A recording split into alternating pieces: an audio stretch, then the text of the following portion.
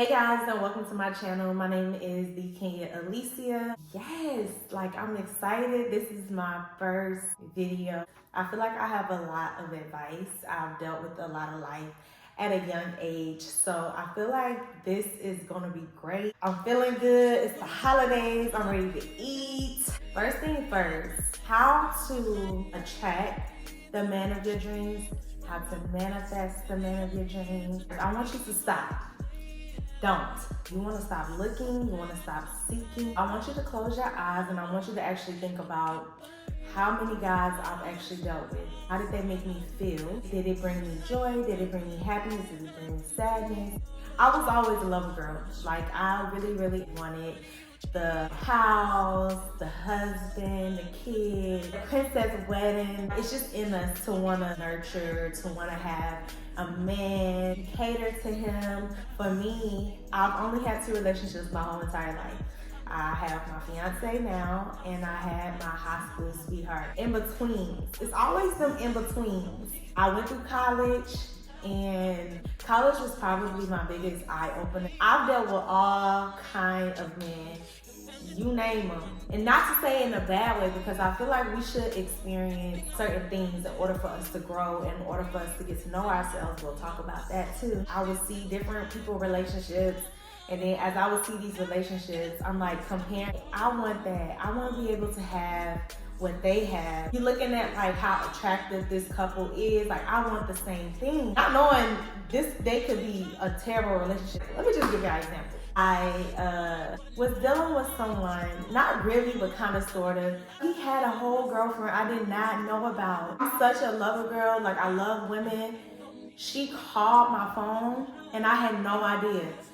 I'm like, I'm so sorry. I had no idea. When I tell you I stepped out of class and everything, she called me while I was in class. I'm like, I'm so sorry. I did not know he had a girlfriend. He never mentioned anything about you. Y'all, I hated that so bad. And then I would go home thinking what is it about me? I think I'm pretty. I think I have a good personality. I think I'm smart. What is it about me? And that was the breaking point for me. I'm not confident anymore. I don't believe I can have what other women have.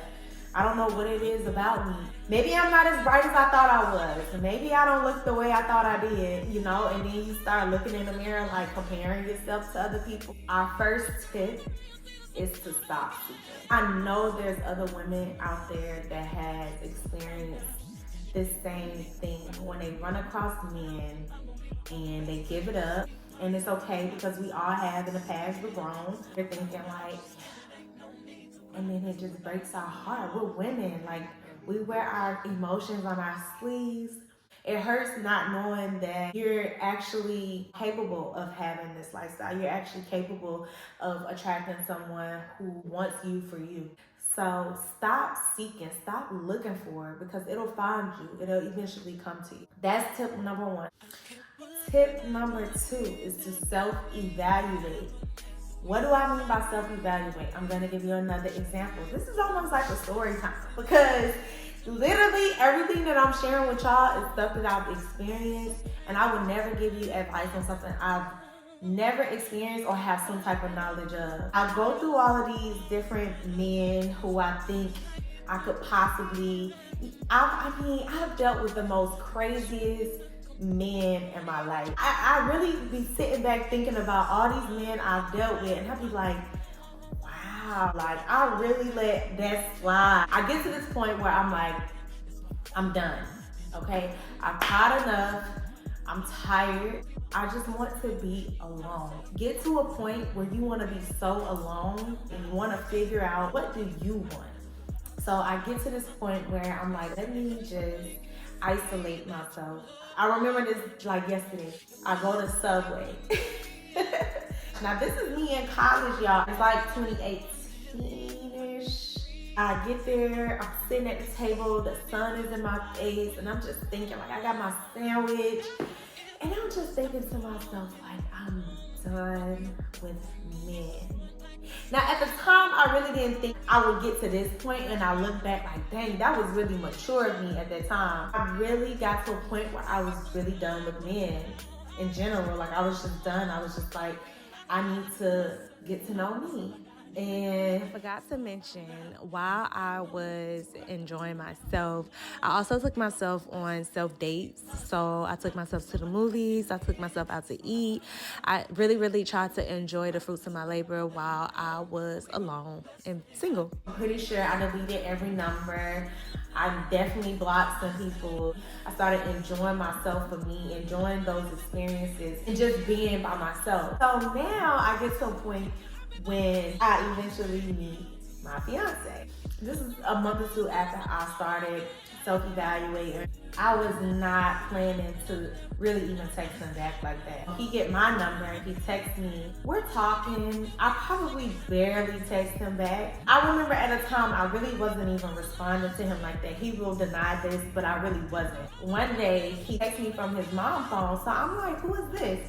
He's like, this is Kendrick, and I'm just like, okay. He said, I lost my phone in the ocean or something like that. So I'm like, he lost his phone in the ocean and he still want to text to me? Okay, I like it. Like, it's giving consistency. It's giving, I really want to talk to you.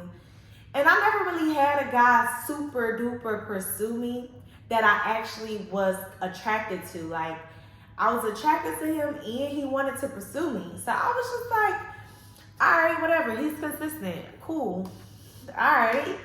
You get one point. I'm not saying that this is a story for everybody, but I'm just giving you an example. Self-evaluating works. Being alone works because at that point you learn how to accept yourself for who you are before you even get to this point. I was made a fiance in February. It's been the best thing I could have asked for. I'm also a mom to be, so like it worked. This is what I attracted. He bought me flowers. He would open the door for me. He did all the things that in my mind that I had already wanted. You know, if this is someone who's truly genuine, take that leap. But if you see the red flags, don't ignore them. First tip is to stop seeking. Second tip is to self-evaluate and isolate. I think I kind of covered this already. But your third and final tip is to allow the man to come to you. It kind of goes into tip 1 and tip 2. Because if you allow them to come to you, it's like you're not the one doing the chasing. I always was taught that. I mean, some women have had success stories where they have went after the man and they're still together. To each his own. Allow this man to court you. Allow him to do things for you that you've never seen before. Allow him to treat you like a lady. Respect yourself enough to be like, hey, I'm good. I don't care how much money you have. I don't care where you live. I don't care what kind of car you drive. Enjoy being alone. I really, really love tip 2.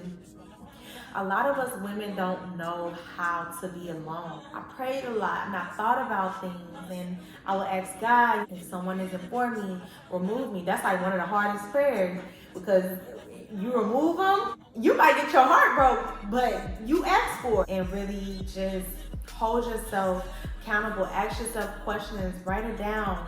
You know, once you get a man, how are you gonna treat him? Do you think that you're ready for a relationship? So yeah, guys, these are my top 3 tips on how to attract the man of your dreams.